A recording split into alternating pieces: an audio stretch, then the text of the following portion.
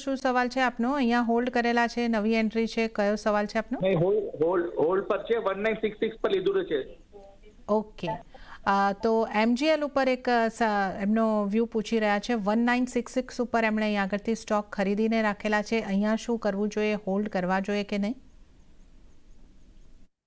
મારા હિસાબથી તો આપણે એકદમ ઓલમોસ્ટ ઓલ ટાઈમ હાઈને ત્યાંથી પરચેસ કર્યું છે અને એના પછી સ્ટોક લગાતાર આ એક ડાઉન ટ્રેન્ડમાં જતો રહ્યો છે અને રિસન્ટલી આ સ્ટોકમાં એક 1075ની આજુબાજુ સ્ટોકે સપોર્ટ લઈને એક રિલીફ રેલી આપી છે.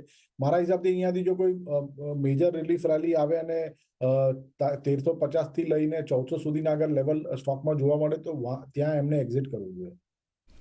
ઓકે, તો કૃષ્ણભાઈ, આપની જે એકદમ ઓલ ટાઈમ હાઈના લેવલ પર અહીંયા આગળથી બાઇંગ છે, તો હવે તમને સલામતી દેખાઈ રહી છે કે એક મેજર રેલી તમને મળે છે, તો તમને જે લેવલ જણાવે છે ત્યાંથી તમારે અહીંયા આગળ આ સ્ટોકમાંથી એક્ઝિટ કરવાનું રહેશે. તો કૃષ્ણભાઈ